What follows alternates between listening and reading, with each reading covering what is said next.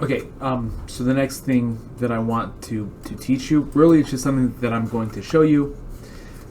Within Jupyter, you can write LaTeX code. So I'm going to switch this to Markdown. I'm going to give it a title. I'm going to say LaTeX in Jupyter. Okay, now this is going to be very good. So why do we want to do things like this?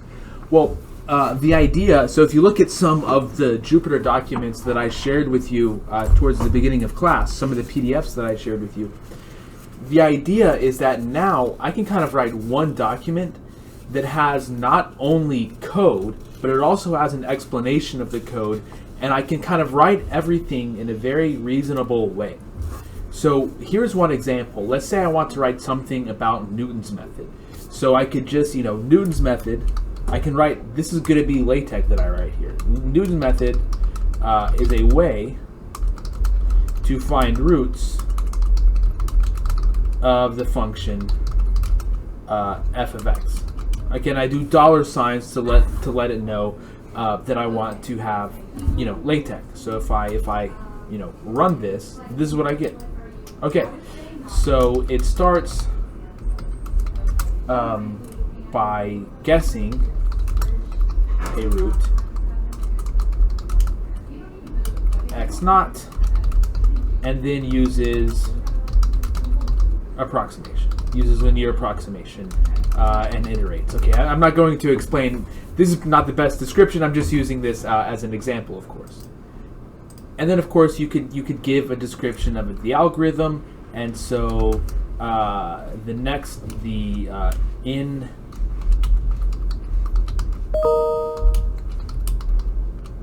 the iterate is given by the formula, and then now, okay, so now do double dollar signs. So if you try to do the align environment, it's not going to work because that's from AMS Math, and I don't think this has access to it. So you want to do the double dollar signs. So $1 will put the code in line. Double dollar signs will make it come down a line. So I could say x in plus 1 is equal to, and if I run this code, we get something like that. Okay, so looks like it doesn't know how to handle that. So.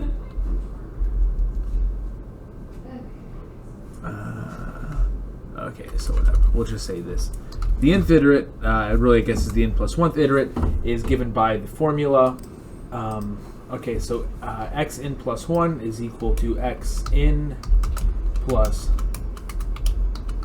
delta x, and then let's say we want to go over. So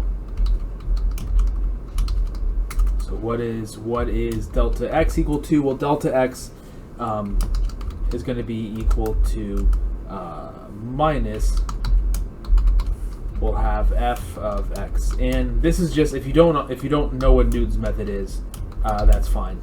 This is just an example. So now if I run it, I get something like this. Okay, so x n plus 1 is equal to x n plus delta x, and this is what delta x is defined as. Okay, so that's basically all that I want to show you. You can do LaTeX in Jupyter. The thing that you have to keep in mind is if you've made commands for LaTeX, and there's other commands for LaTeX that are not part of like the normal package, like you just have to type it in normally. So for example, frac is a command that's in LaTeX, but like I have commands like IP for inner product.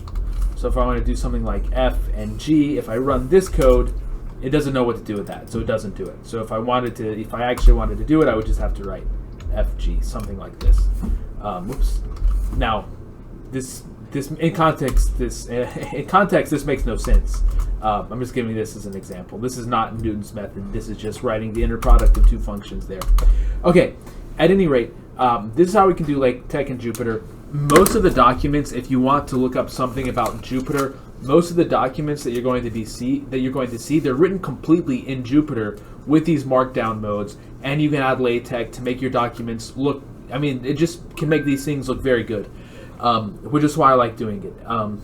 If you want to communicate things with people, and you want to have a mix of code and exposition, a Jupyter notebook is a great way to do it. And since you can do LaTeX in the markdown, it's even better. Okay, so that is it.